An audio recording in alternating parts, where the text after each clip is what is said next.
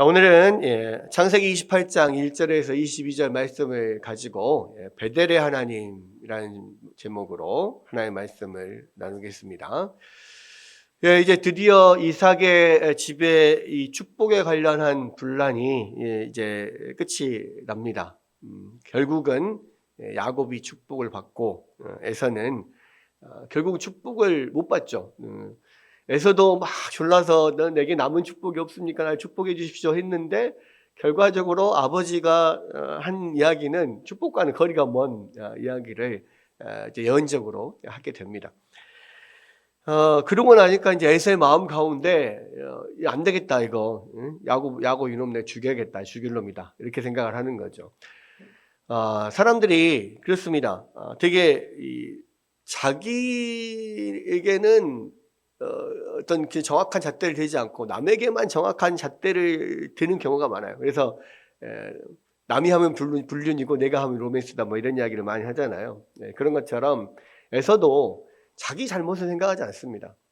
그리고 야곱이 나를 속이고 야곱이 아버지를 속여서 내 축복을 뺏어갔다 이렇게만 생각을 하는 거죠. 그래서 결과적으로는 안 되겠다, 야곱을 죽여야 되겠다 이렇게 마음을 먹게 되죠. 그런데 이제 이것을 그렇게 이 에서의 마음 가운데 진짜 야곱 동생을 죽여야겠다는 마음이 생겼다고 하는 것을 누가 알아챕니까? 엄마가 알아채는 거죠. 그러니까 이 리브가는 사실 엄마기 때문에요, 자녀들의 뒷꼭지만 봐도 다 알아요. 제가 지금 뭘 하는지 무슨 생각을 하는지 다 압니다. 그러니까 에서의 마음 가운데 사실 동생을 죽이겠다 하고 마음을 먹었다는 것은 정말 엄청난 거거든요. 그러니까 그게 말을 하지 않아도 이미 다 드러나는 거죠. 그러니까 리브가가 알고 안 되겠다, 이게 큰일 나겠다 싶어가지고 야곱을 피신을 시켜야겠다. 그래서 자기 오빠가 있는 밧단 아람으로 이 야곱을 피신을 시키려고 하는데 이제 구실이 필요하잖아요. 구실이. 그래서 이제 무슨 이야기를 합니까? 리브가가 이삭에게 이야기를 해요. 내가 도저히 이 에서를 보니까 가나안 여인들을 아내로 이렇게 맞이했는데 도저히 이거 안 되겠다. 마음에 들지도 않고 이건 하나님 뜻도 아니지 않냐? 당신도 알지 않냐? 자, 이야기를 하죠. 그래서 이제 그래 맞다. 그러면 이 밧단 아람에 있는 우리 오빠 집에 가서 거기에서 이 같은 우리 히브리 민족, 우리의 이스라엘 민족, 우리 집안에서 이 며느리를, 이 야곱의 아내를 데리고 오도록 하자. 이렇게 이야기가 된 거예요. 그래서 이제 오늘 28장에 보면 이삭이 야곱을 불러서 그에게 축복을 하고 당부를 하고 이 가나안 사람들의 딸 중에서 아내를 맡지 말고 밧단 아람 외삼촌 집에 가가지고 그 라반의 딸들 중에서 아내를 삼아라. 그 특명을 주면서 축복을 하면서 보내는 거예요. 그랬을 때 이 보면 야곱이 이제 이삭이 야곱에게 축복을 해주는데 그 전에 이제 지금 27장에서 그 축복을 했던 내용은 어떤 물질적인 축복이나 영적인 축복이나 이런 부분에 있어서 축복을 해주는 건데, 지금 여기에서 하는 축복은 이 족장의 어떤 약속을 지금 이어받고 가는, 하나님의 약속이 이루어지는 그 족장에게 하나님께서 주신 축복을 지금 야곱에게 그대로 전해주는 거예요. 그러니까 지금 여기서 보면 뭐라고 되어 있습니까? 3절에 보면 이 전능하신 하나님이 내게 복을 주시어 네가 생육하고 번성하게 하여 네가 여러 족속을 이루게 하시며 아브라함에게 허락하신 복을 내게 주사 너와 함께한 네 자손에게도 주사 하나님이 아브라함에게 주신 땅 곧 네가 거류하는 땅을 네가 차지하게 하시기를 원하노라. 그럼 이 이야기는 뭡니까? 아브라함에게 하나님께서 주셨던 그 복을 또 이삭이 이어받고 또 이삭이 다시 야곱에게 그대로 건네주는 거예요. 이것은 뭐냐면 하나님의 약속이 지금 야곱에게 계승이 되는 겁니다. 그러니까 이제 바야흐로 야곱이 진정한 그 이삭의 후계자가 되는 거죠. 약속의 어떤 후계자, 약속의 자손이 되는 겁니다. 근데 이거 굉장히 중요한 게 뭐냐면 지금 이 창세기에서 여자의 후손을 통하여서 이 하나님의 복이 임하고 인류가 구원을 받게 된다라고 하는 것이 이 아담과 하와에게부터 이렇게 전해진 이후에 그 약속이 계속 계승이 되거든요. 그 약속을 계승하는 계승자가 굉장히 중요한데 그게 지금 아브라함에서 이삭에서 야곱으로 넘어왔다는 거예요. 그러니까 지금 이 약속의 계승자는 사실은 아버지 이삭으로부터, 야곱은 이제 아버지 이삭으로부터 축복을 받았을 뿐만 아니라 하나님의 약속을 이루는 인류의 아주 중요한 존재가 되는 거죠. 그래서 사실 야곱이 바랬던 것은 그겁니다. 이 약속의 계승자, 그게 되기를 바랬었던 것이고, 결과적으로 야곱의 이 바람대로 이제 이 이삭의 정식적인 축복을 통해서 그 약속을 계승하게 된 거예요. 정말 그 약속을 받을 때, 그 이삭으로부터 축복을 받을 때 야곱은 아마 막 전율에 휩싸이고 온몸에 소름이 돋고 드디어 내가 이 하나님의 약속의 계승자가 됐구나. 아마 이런 마음을 아마 가지게 되었을 겁니다. 그러면서 이제 그런 약속을 받고 이제 외삼촌 집으로 출발을 해요. 자, 이제 여기서부터가 이제는 야곱의 이야기로 넘어가는 겁니다. 그러니까 이삭은 사실은 별로 그렇게 많은 내용을 다루지 않아요.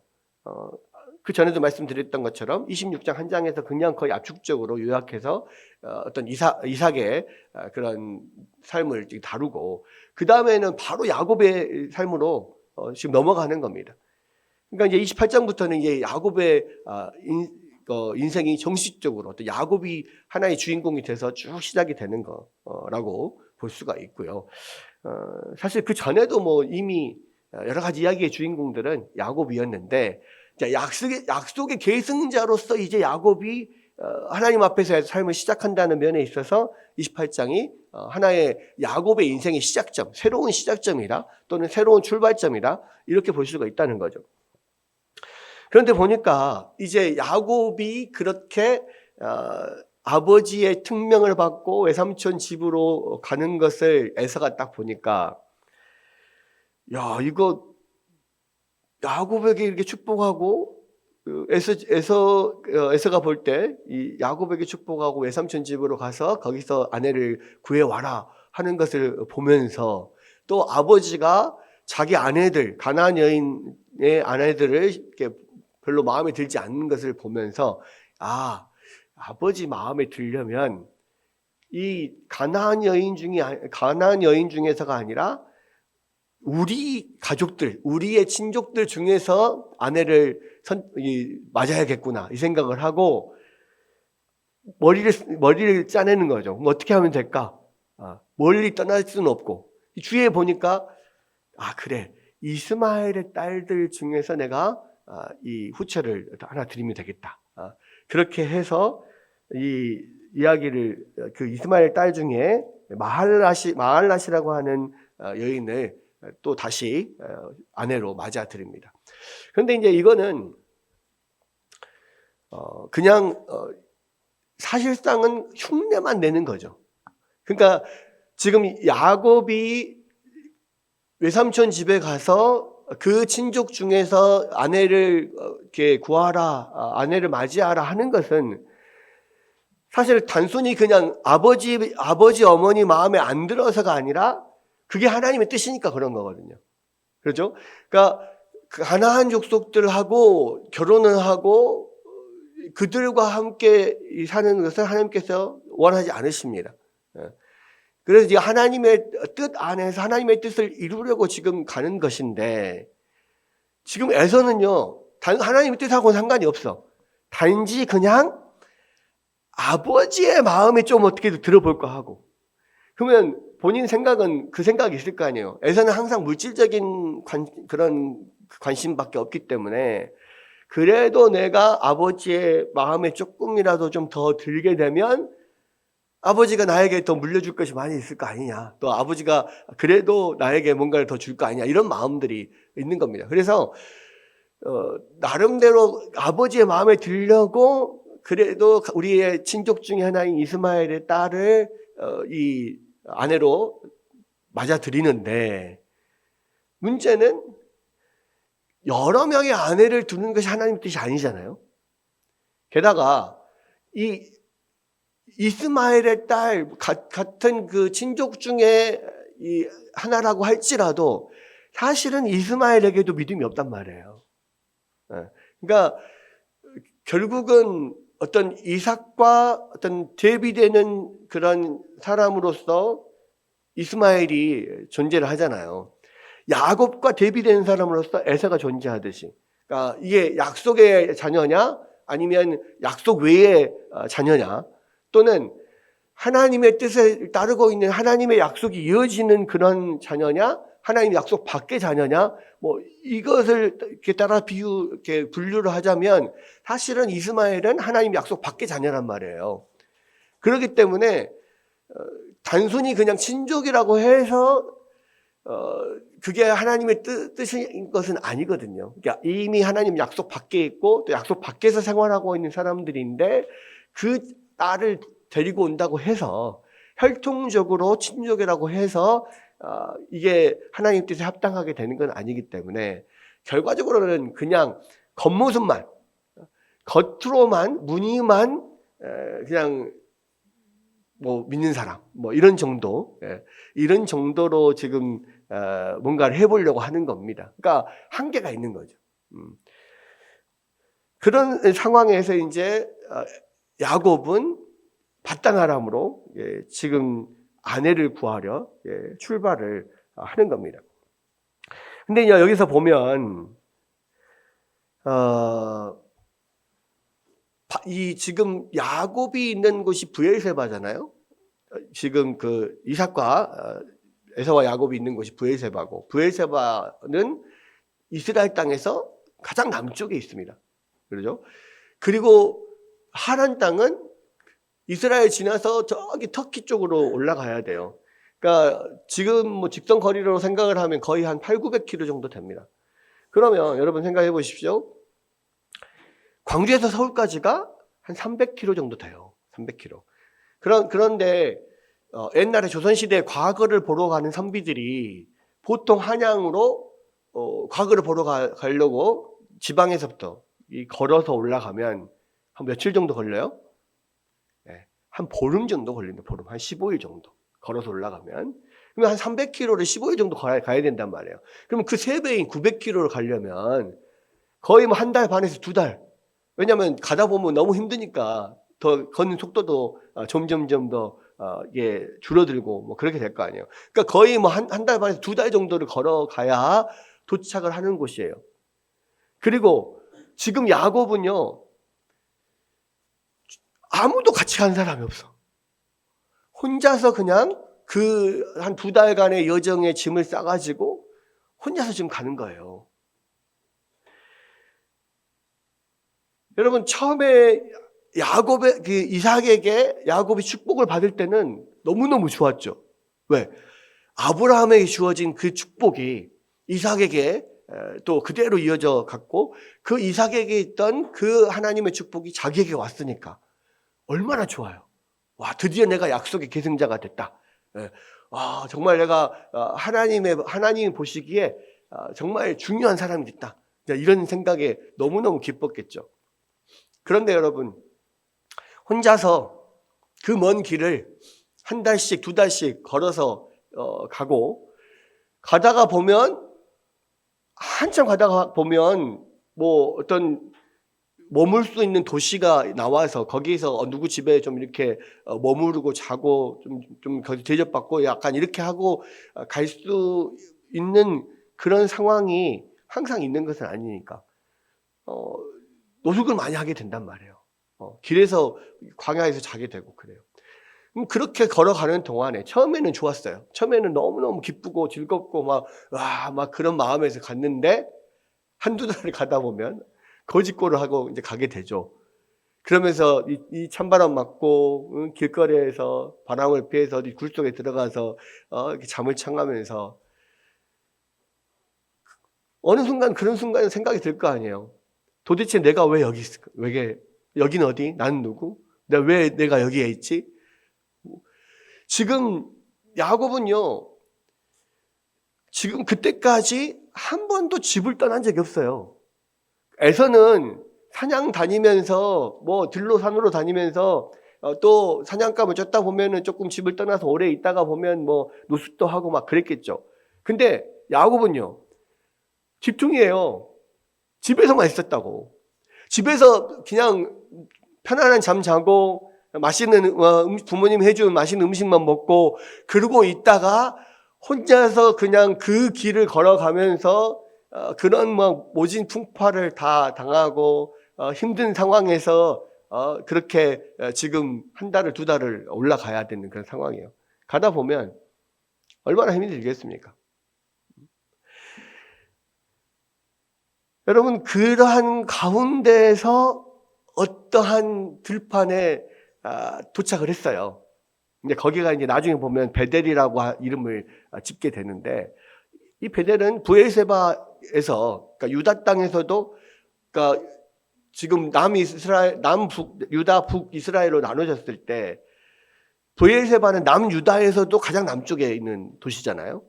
베델은 어디냐면 북이스라엘 지역이에요. 그러니까 에루살렘 더 지나서 세겜, 베델 그쪽이 이제 어찌 보면 이제 이스라엘 한 중앙부 정도 되는데 거기 그래도 상당히 많이 지금 올라간 때거든요. 그렇죠?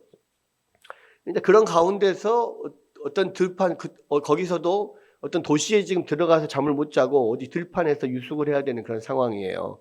아마도 어디 동굴 안에 들어가지 않았을까 뭐 이런 생각도 들기도 하는데 어쨌든 비바람을 좀 피할 곳을 찾아서 들어가서 돌베개를 베고 잠을 자는 상황에서 꿈속에 하나님이 나타나는 거죠. 거기서 하나님을 만납니다. 그러니까 이게요, 야곱의 삶에서의 어떤 새로운 시작이거든요. 그러니까 이 부분이 굉장히 중요해요.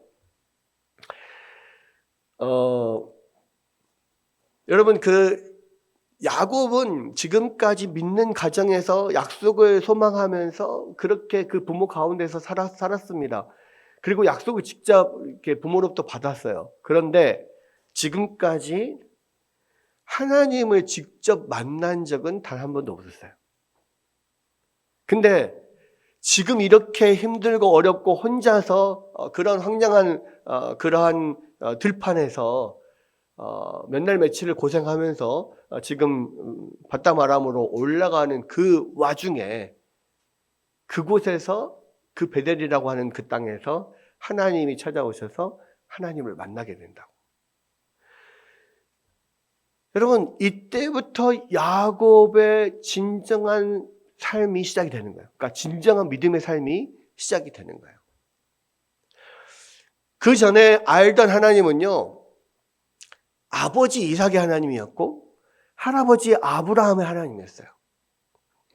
근데 야곱은 이때 베델에서 하나님을 직접 만남으로써 그 하나님이 바로 나의 하나님이구나, 하나님이 정말 살아계시고 나와 함께 하시구나, 이것을 깨닫게 됩니다. 그 다음부터는 그 인생이 달라져요. 그 인생이 물론 하나님을 베델에서 만났다고 해서 그 가는 길이 달라지지 않습니다. 그 목적지가 달라지진 않아요. 지금 목적지는 여전히 밧단 아람 외삼촌 집이에요. 거기에서 아내를 구하는 거, 그거는 본인이 해야 될 일이에요. 그러니까 그거는 전혀 가는 길은 달라지지 않아요. 그런데 야곱의 인생은 그 베델에서부터 달라지기 시작해요. 왜?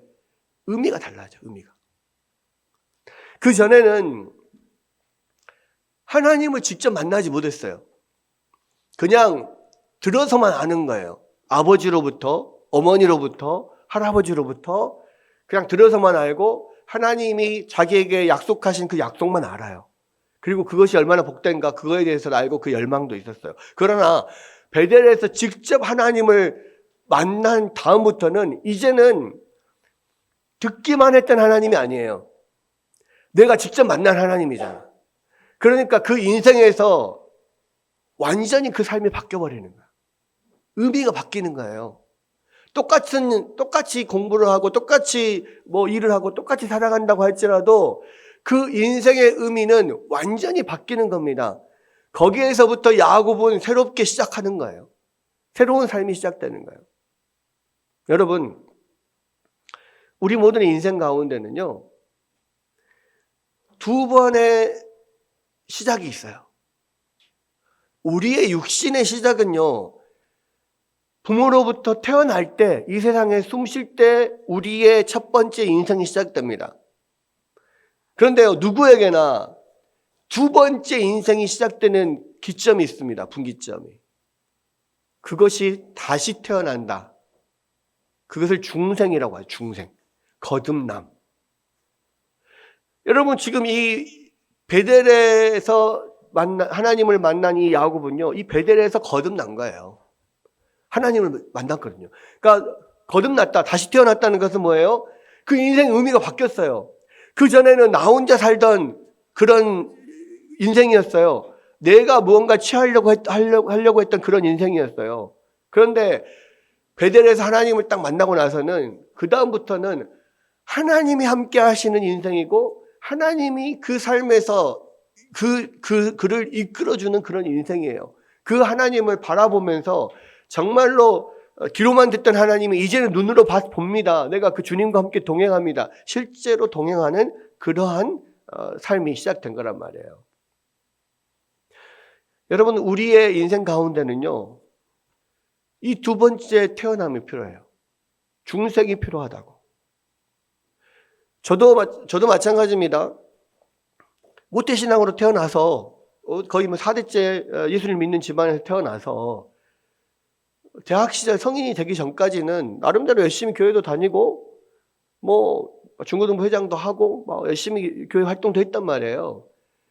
그런데 그때는 하나님을 만나지 못했어요. 그런데 성인이 되고 대학을 가서 그때 하나님을 만나게 됐어요. 경험하게 됐어요. 근데 많은 경우에 이렇게 하나님을 만나는 그런 때가요, 편안하고 무슨 일이 잘 될 때 하나님을 만나는 경우가 별로 없습니다. 항상 인생에서 정말 힘들 때, 내가 그동안에는 부모의 집에서 편하게 지내다가 한 번도 해본 적이 없는 그런 노참풍숙해가면서 그 외삼촌 집으로 가는 그 고생하는 그 와중에서 평소에는 많은 집에 가족들과 사람들 사이에 부대껴 살다가 이제는 아무도 없이 혼자서 올라가야 되는 그런 외로운 환경에서 그때 하나님을 만나잖아요. 저도 그때 성인 때, 대학교 때 하나님을 만났던 거는 부모를 떠나서 서울에 올라가서 혼자 물론 할머니랑 같이 살았지만 부모 곁에 사는 것과 또 할머니랑 사는 건 또 다르더라고요. 그리고 서울에 올라갔는데 이 전라도 사람이 사투리를 서울 사람들이 잘 못 알아먹잖아요. 나중에는 제가 뭐 말을 하면 사람들이 잘 못 알아먹으니까 말을 안 하게 돼요. 점점 실어증에 걸리게 돼. 약간 이런 면들이 있었어요. 그래서 이제 나중에는 이제 거기에서 서울 사람들이 알아먹게 말을 하는 법을 터득을 해서 이제 조금씩 그게 좋아졌지만 처음에는 원래 여기 광주에서 하던 대로 말을 해버리면 못 알아먹는 거예요. 그래가지고 굉장히 힘들었던 적이 있습니다. 예를 들자면 이런 거예요. 억양이라는 게 달라요. 그러니까 똑같은 표준말을 하는 것 같은데 단어는 표준말인데 억양이 사투리예요. 못 알아먹어. 예를 들어서 그때 당시에는, 지금은 그렇지 않아요. 그때 당시에 지하철역에 가서 표를 사요. 표를 살 때 그때는 1구간, 2구간이 있었어요. 조금 가까운 거리는 1구간, 좀 먼 거리는 2구간이에요. 근데 제가 그 영무원한테 이제 가서 표를 살 때 1구간이요 이렇게 1구간 주세요 그러면은 못 알아먹어요 대부분. 예?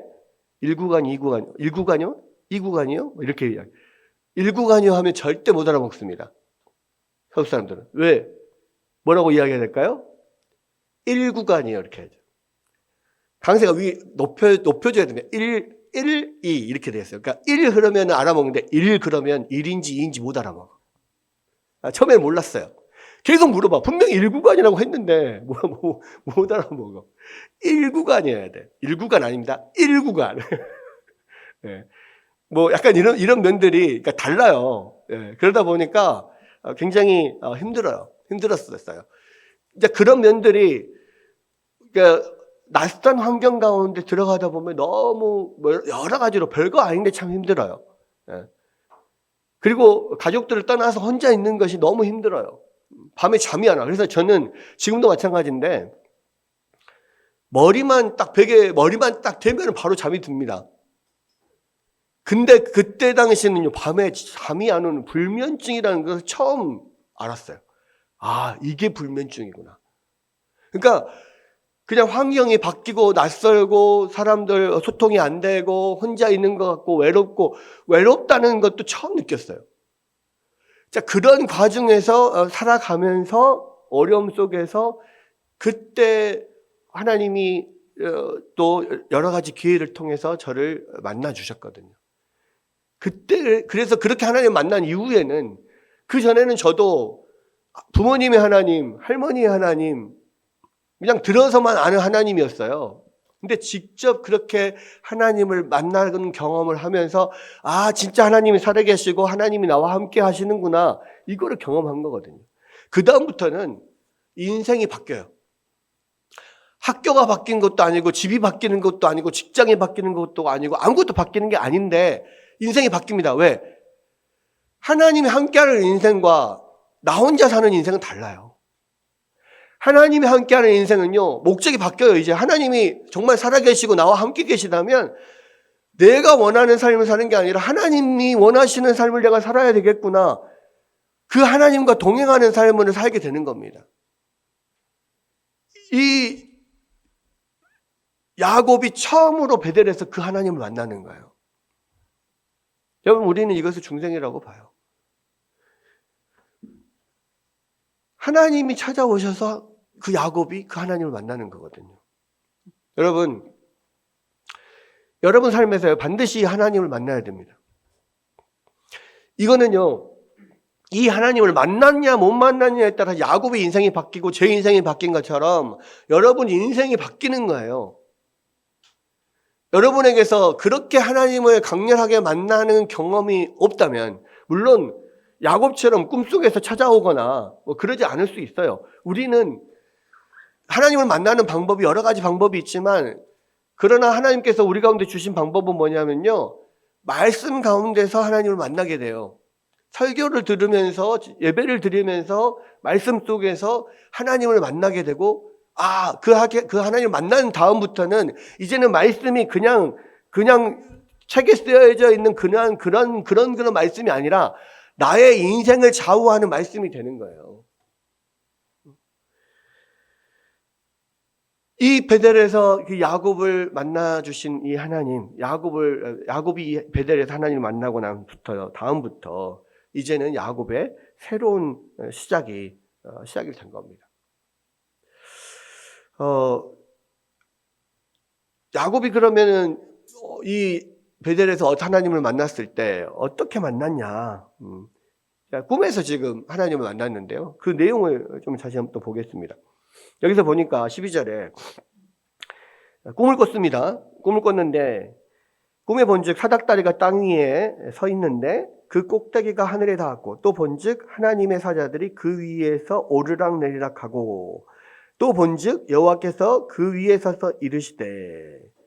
자, 뭘 봤냐면 사닥다리가 쭉 펼쳐져서 하늘까지 닿아 있는 걸 봐요. 근데 이 사닥다리가 뭐냐면 우리가 생각하는 사다리가 아니에요. 계단입니다. 계단이 계속 펼쳐져서 하늘 끝까지 계단이 이어져 있는 거예요. 근데 여기서 보면은 꿈에 본즉 사닥다리가 땅 위에 섰는데 그 꼭대기가 하늘에 닿았다 그랬잖아요. 근데 이 땅 위에 섰다는 이야기가 원어적인 의미를 보자면 하늘에서부터 땅에 내려와 닿았다는 이야기예요. 그러니까 이 사닥다리는 땅에서부터 하늘로 쌓아 올려진 게 아니라 하늘에서부터 내려온 거예요. 이 사닥다리가. 그러니까 마치 어떤 것 같냐면 그 비행기를 타면 비행기에서 착륙을 하고 비행기에서 승객들이 내릴 때 뭐 요즘에는 그냥 탑승교가 이동해서 붙여가지고 내리는 경우도 있지만 또 비행기에서 탑승교가 이렇게 내려오는 경우도 있잖아요. 그러니까 이 비행기에 탑승교가 내려온 것 같은 거예요. 그래서 땅에 닿은 거. 하늘에서 그 계단이 내려와서 지금 땅에 닿았다는 이야기예요. 그 계단 위로 천사들이 하나님의 이 사자들, 하나님의 사자들이 천사들이거든요. 천사들이 그 위로 계속해서 오르락 내리락 해. 올라갔다 내려갔다. 왜 올라갔다 내려갔다 하겠습니까? 천사들이 땅에 있는 성도들의 기도와 간구를 모아가지고 하나님 앞에 들고 올라가요. 그리고 또 꼭대기에 계시는 하나님의 그런 뜻을, 하나님의 어떤 명령을 이루기 위해서 그의 뜻을, 명령을 가지고 또는 기도의 응답을 가지고 또 하나님의 여러 가지 통치와 다스림의 어떤 그런 명령을 가지고 내려오는 거예요. 그러니까 그렇게 오르락 내리락 하는 겁니다. 그리고 그 꼭대기에는, 그 계단 꼭대기에는 하나님이 서 계시는 것을 본 거예요. 지금도 마찬가지예요.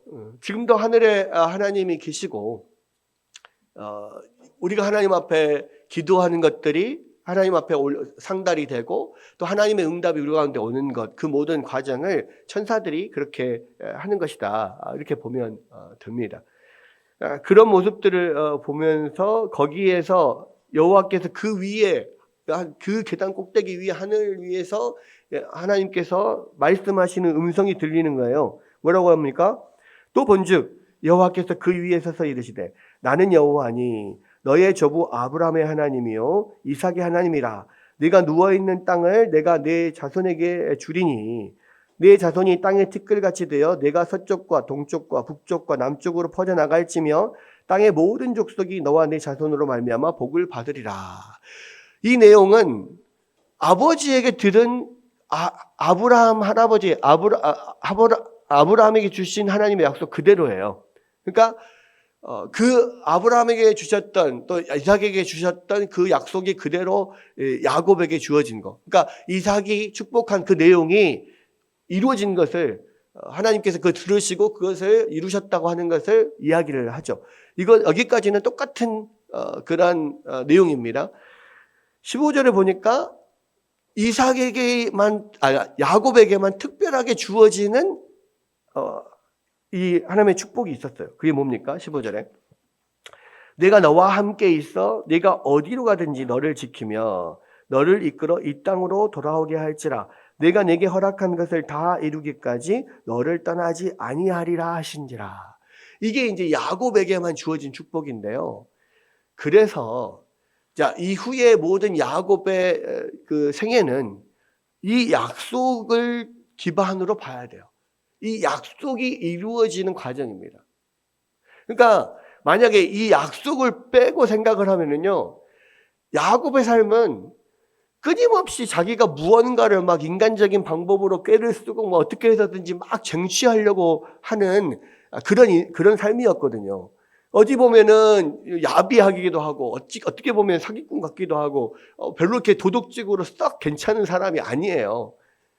그런데도 불구하고 야곱이 계속 복을 받고 승승장구해. 물론 뭐 어려움도 처하고 속임도 당하고 많은 고생을 하죠. 야곱같이 그렇게 많은 고생을 한 사람이 없어요, 이 족장들 중에서. 근데 그런 많은 고생하고 그런 것들이 대부분 야곱 자기의 성품의 어떤 성격적인 결함, 이런 면에 딸려서 오는 그런 고통들이 많았단 말이에요. 근데 그럼에도 불구하고 그 인생이 결과적으로 성공한 인생이 돼요. 그걸 보면 도대체 뭐냐 이거. 라고 할 수 있고, 왜 이런 사람에게 하나님 복을 주시지? 이렇게 생각할 수 있거든요.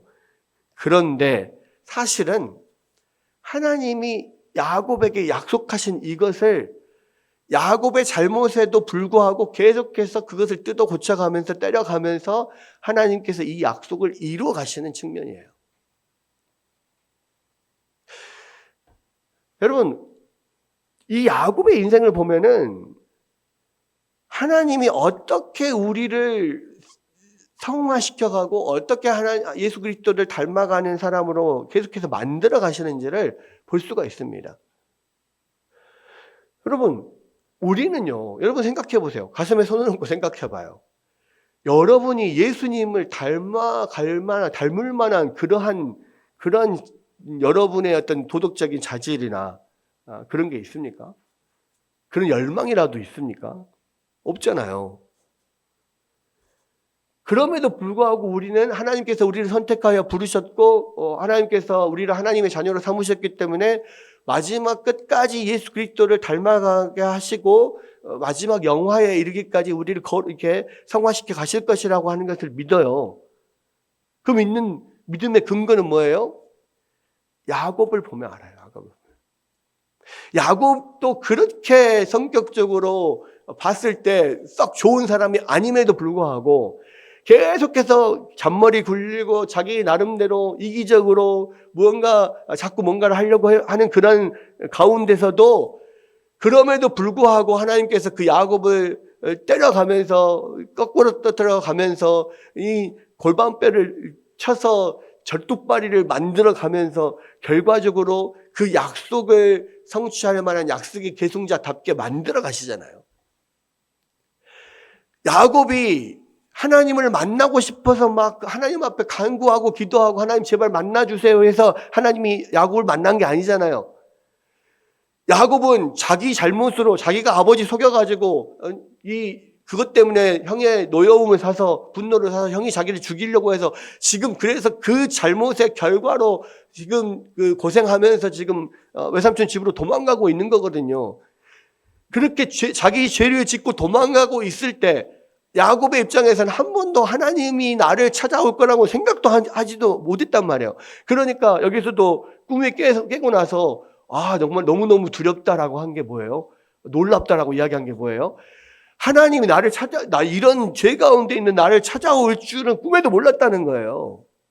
근데 하나님은 죄 가운데 있고 여전히 그 죄의 결과 때문에 고통당하고 있는 그때에 죄 가운데 있는 우리에게 야곱에게 하나님이 직접 찾아오셨잖아요.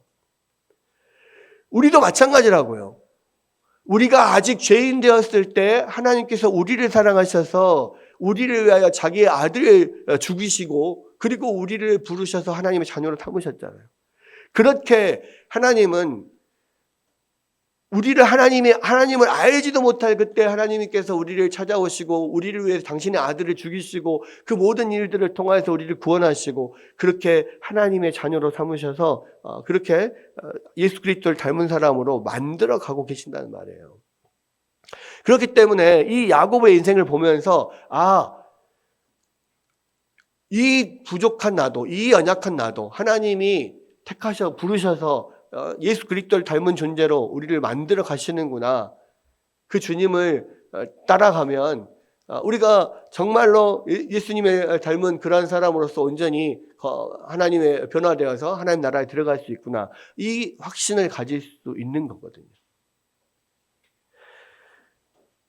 여러분, 이렇게 하나님께서 이 야곱을 찾아오셔서 내와 너와 함께 하겠다 하셨던 그것을 결국 야곱의 인생에서 이루어 가십니다. 그러면서 결과적으로 야곱이 이제 일어나서 너무너무 두려워하면서 하나님 앞에 크게 서원을 해요.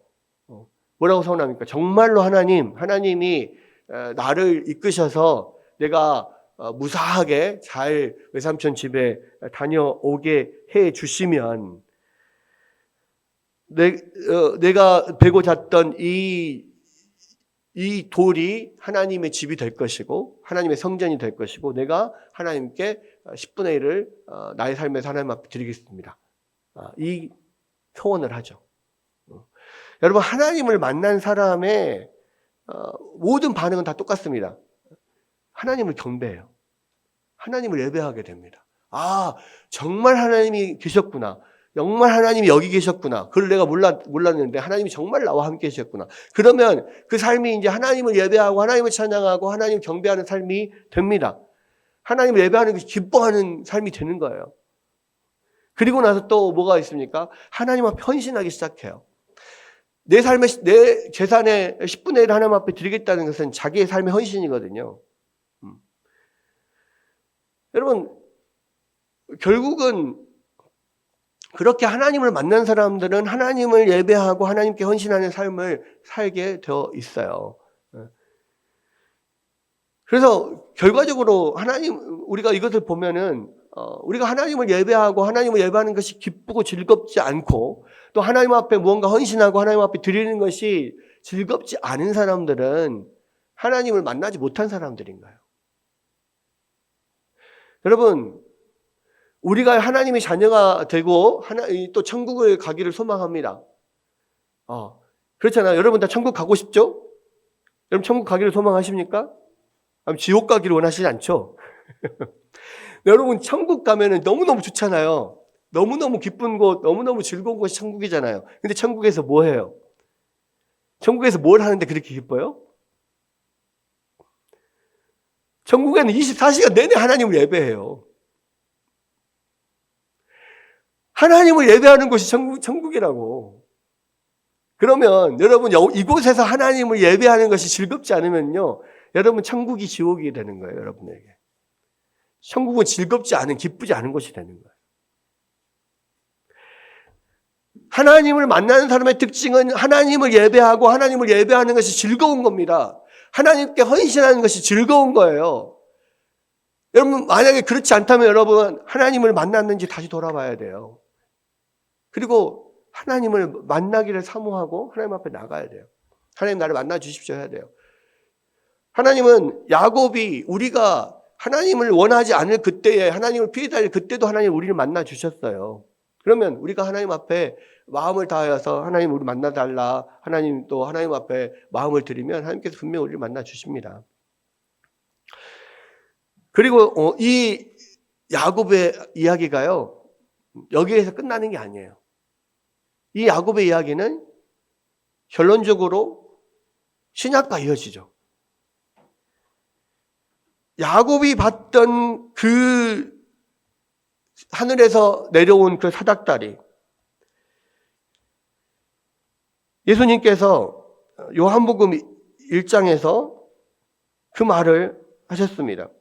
요한복음 1장 51절에 보면 또 이르시되 진실로 진실로 너희에게 이르노니 하늘이 열리고 하나님의 사자들이 인자 위에 오르락 내리락하는 것을 보리라 하시니라 그랬어요. 야곱은 하나님의 사닥다리에, 하늘에서 내려온 사닥다리 위로 천사들이 왔다가 오르락 내리락하는 것을 봤는데, 예수님은 뭐라고 그랬습니까? 하늘이 열리고 하나님의 사자들이 인자 위에 오르락 내리락 하는 것을 보리라 그랬어요. 그 인자가 누굽니까? 예수님이잖아요. 그죠? 인자는 그냥 사람의 아들이란 뜻이 아니에요. 다니엘서에 나오는 그 하나님 같은 존재.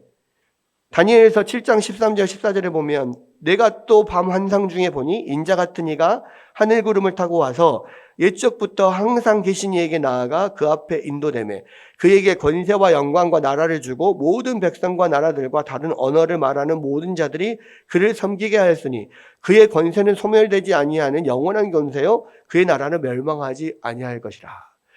그러니까 인자는 누굽니까? 이 모든 세상의 권세를 하나님께서 주신 자예요.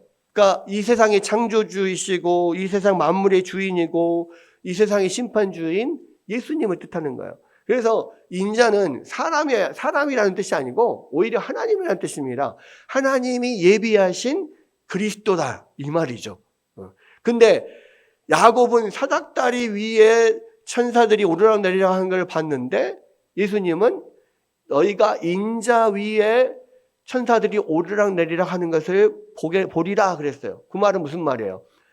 하늘과 땅을 잇는 사닥다리가 바로 예수님이라는 뜻이잖아요. 그래서 오직 예수님을 통해서만이 하나님의 통치가 이루어지고 우리의 성도들의 기도가 올려지고 하나님과 땅 사이에, 하늘과 땅 사이에, 인간과 하나님 사이에 유일한 길이 되는 분이 예수님이라는 것을 이 야곱의 사닥다리를 통해서 지금 보여주는 거예요. 그래서 예수님이 우리에게 뭐라고 그랬습니까? 내가 곧 길이요 진리요 생명이니 나로 말미암지 않고는 아버지께 이를 자가 아무도 없다, 그렇게 말씀했죠.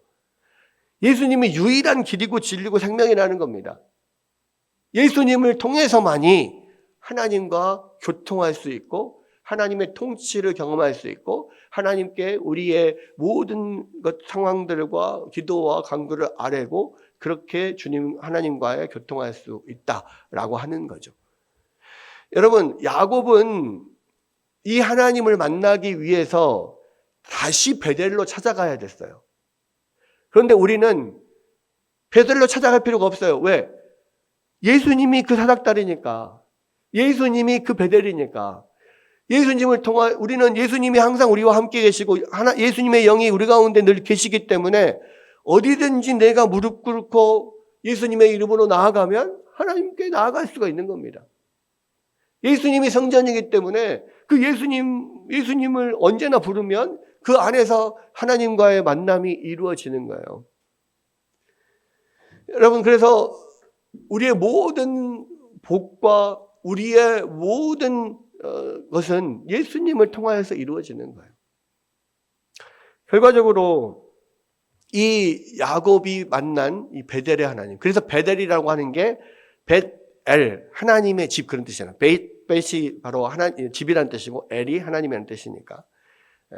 이 베델에서 야곱이 하나님을 만나고 그 이후로는 어딜 가든지 하나님이 그와 동행하시고 함께 하십니다. 우리가 예수님을 만나면요, 그 예수님이 우리 안에 계셔서 어디든지 우리와 동행하시고 우리를 주님의 뜻 안에서 우리를 인도해 주시는 거예요. 우리는 그 주님만 붙들고 나아갈 필요가 있는 거죠. 여러분, 베델의 하나님, 야곱이 만난 하나님이 바로 이 베델의 하나님입니다. 여러분, 우리도 마찬가지예요.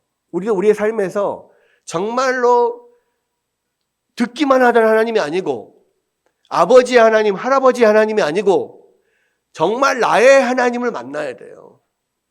베델에서 야곱이 하나님을 만났던 것처럼 여러분의 인생 가운데서 정말 하나님을 만나야 돼요. 그때부터는 우리의 삶이 달라지는 거예요. 그리고 그때부터는 하나님과 동행하는 삶이 되는 거예요.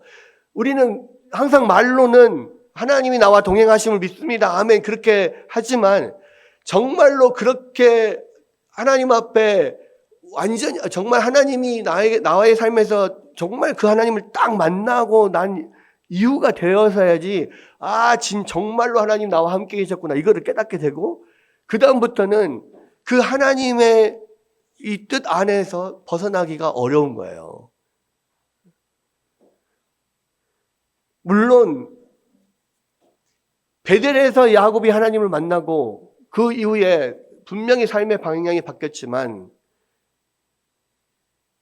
더 이상은 그 뒤로 돌아갈 수 없는 또 한 번의 경험이 필요합니다. 그게 회심의 경험인데 그 회심의 경험은 분이엘에서 하나님을 만나고 하나님 앞에 회심하게 되는 부분이 있거든요.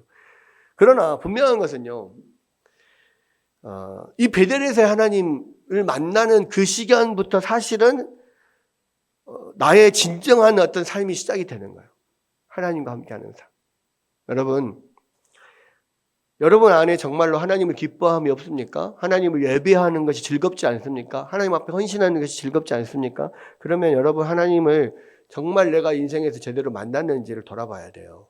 그리고 다시 한번 그 하나님 나를 만나 주십시오. 하나님 앞에 간구하면서 그 만남을 하나님 나를 만나 주시기를 사모하면서 예배하고 또 이 하나님 말씀을 붙잡고 그렇게 주님을 구하며 나아가게 될 줄로 믿습니다. 그러면 하나님께서 반드시 여러분을 만나 주시고 여러분 가운데 놀라운 그런 새로운 삶을 시작하게 하시고 놀라운 일들을 이루실 줄로 믿습니다. 그런 은혜가 여러분 가운데 있기를 주의 이름으로 축원합니다.